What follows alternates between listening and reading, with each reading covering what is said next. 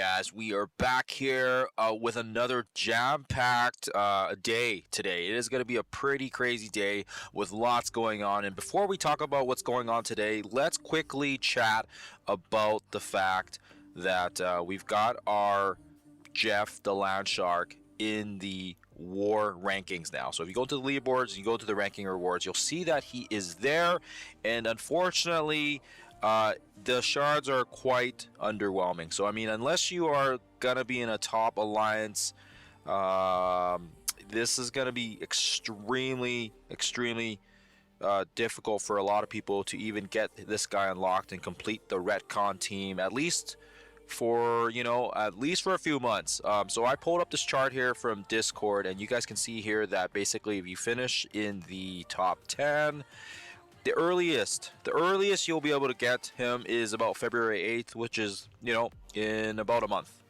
And then if you are in the top 100, it takes about a month and a half, and I didn't do the exact conversion, but it would kind of be somewhere between February 8th and March 8th, so kind of like probably the second, third week of February, which would probably be like 20 something. And then of course, if you finish in the top 1000 on the other side of the spectrum, that will get you about April 8th. And that's all assuming that you can kind of maintain the rankings. Like, you're going to be able to fall and rise depending on how competitive this is, which is just crazy, because by the time, even if you are in a top 1000 alliance, and by the time you get him in April, well, what's the meta gonna look like in 3 months? I mean, we've got pretty much with the rate that all the characters have been getting pumped out, I don't even know if the team's gonna even be viable by then. But it's gonna be very interesting to see what happens, and if the top 10, top 100 get this guy unlocked in about a month and a half. I mean, yeah, that's not really going to help us out with Sentry for at least another 2 months. So I mean, it's not going to give us any extra shards at all. And to me, it's just a really lackluster, a lackluster way to kind of bring on a new character, especially with all the hype that's been given to this guy. So extremely disappointing and a little upsetting. And I think a lot of people are just a little bit, kind of like, wow, just can't believe that it's, that's kind of the way it goes.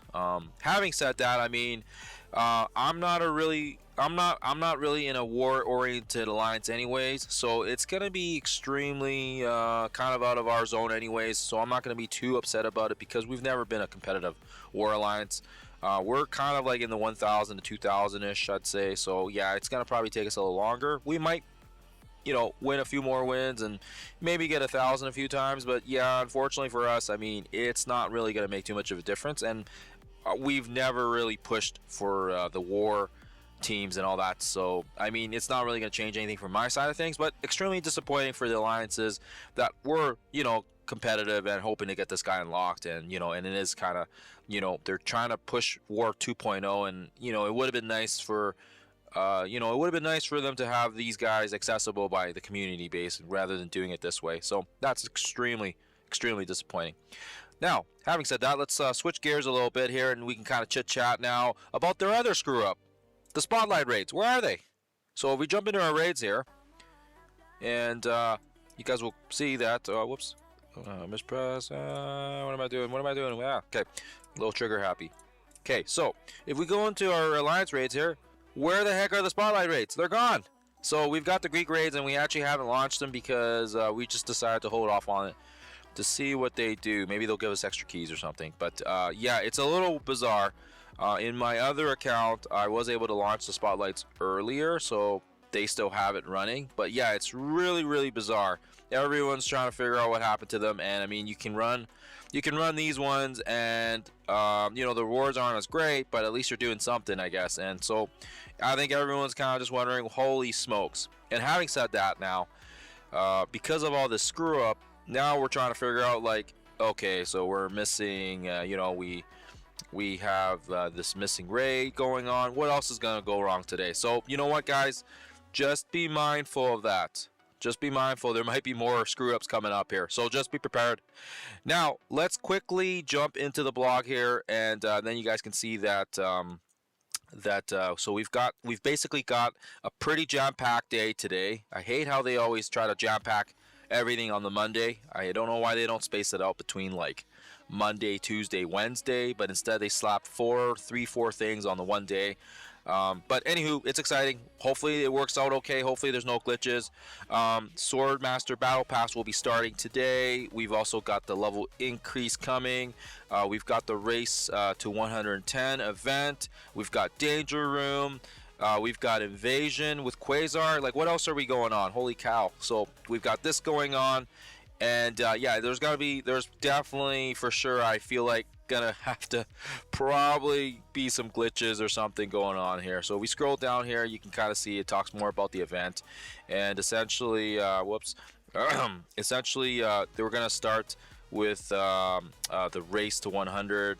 We're gonna be able to score points, and we're actually gonna earn these shiny currencies. Datamine already indicated that these are going to be usable for diamond orbs. So I'm guessing that these diamond orbs are previous ones we've already utilized, like the ones that we had the symbiote orb, the thunderbolt ones, which we actually just opened a few days ago, which gave us some pretty nice drops actually. So hopefully that means that will give us a greater access to some of the other nicer characters, and particularly if you are lacking diamonds in null, it might be a good idea to kind of save that currency for like the symbiote diamond orb, or if you're looking to maybe push your thunderbolts, then it would be nice to do it with those ones as well. But I would say kind of just see how it goes first, and I wouldn't use anything, or depending on what happens, because you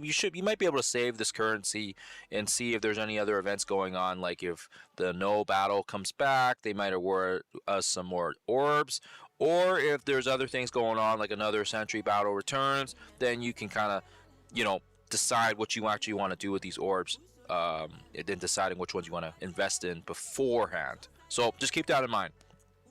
Having said that as well, because we are able to level up our characters today, just be careful, because let's just make sure that it's actually going to be earning experience points. So we'll jump back into the game here, but just make sure when you guys, when the event supposedly goes live, that we're actually able to earn XP. So don't just like immediately start pouring all your energy and the event's not counting or something, because I can almost guarantee you guys there might be other glitches going on, considering the fact that we've lost our spotlight.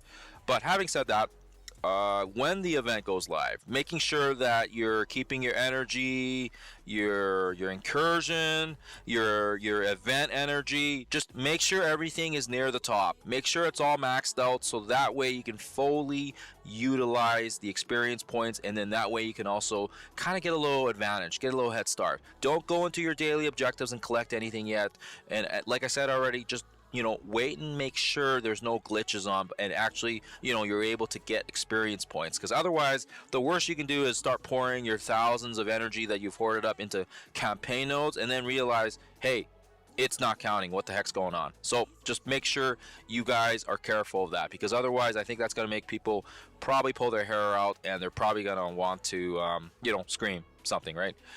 Swear words, cuss words, bash their TV screen, hit their computers, all that good stuff, right? So you want to make sure you can, maybe use go into your campaign nodes, maybe use 5 energy, 6 energy, see if it's counting, see if it's actually working, see if our bars here actually are showing experience points that can be, tallied up. Because otherwise, yeah, I would not be surprised if there's some other stuff going on and there's some glitches in the background here. Now, do keep in mind as well here, with the event going live today, that also means we've also got a whole bunch of other things we should be mindful of. That also means with the event, you also want to be thinking about what characters you want to bring up, what characters you want to push. And I wouldn't do anything crazy yet. I wouldn't, force yourself on leveling up certain characters. Wait and see how much the characters cost as well. That's going to be a measuring stick, making sure your gold isn't going to get completely destroyed by this event. You want to make sure you can also see how long the event it goes for.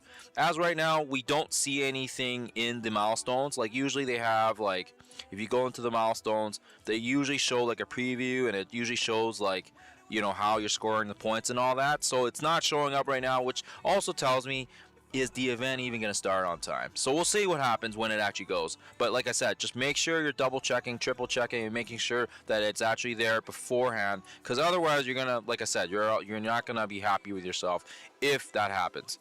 Having said that, you may also want to make sure that when the event does go live, you can make sure that if it's a month-long event, if it's a 2-month event, then you have the appropriate time to kind of map out how much you can spend, how many resources you can hoard up, and figure out how many characters you want to bring up as well, and also which ones will be getting you points. And again, keep in mind, some characters are double traded, like we talked about this in a previous video, where the Spider-Verse guys, some of them are double traded, so you want to make sure you can utilize that. I think it was Peter B. Parker, he was a biotech or something. Was Penny a double traded as well? She was skill tech. And like I said, Peter B was also a bio skill. So characters like that, and you also want to make sure they're also 105 as well. So you're already kind of in the you're kind of already at a point where you can start looking to level these guys. Because if you're bringing them from 100 to 110, that's going to cost another extra 10 mil.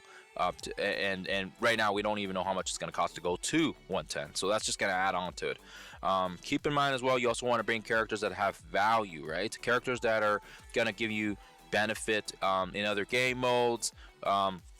We might have to reevaluate and just kind of check our checklist here, but yeah, there's going to be lots of characters that are going to be worth it, and then there's going to be characters that you shouldn't even be bringing in, even if they're double traded, right? Like I think, for example, Kestro, she is a skill. I can't type today. She is a skill tech character as well, and she is double traded. Having said that, she's lost a lot of her strength and her value in this game, and I don't know if it'd be worth it. She just isn't where she used to be. So just keep that in mind. Be careful with that. Be smart with your gold and your training materials, because at the end of the day, you want to make sure you can get the most out of this event. All right, guys, that's all I got for now. Stay happy, stay healthy. I'll catch you guys in the next one.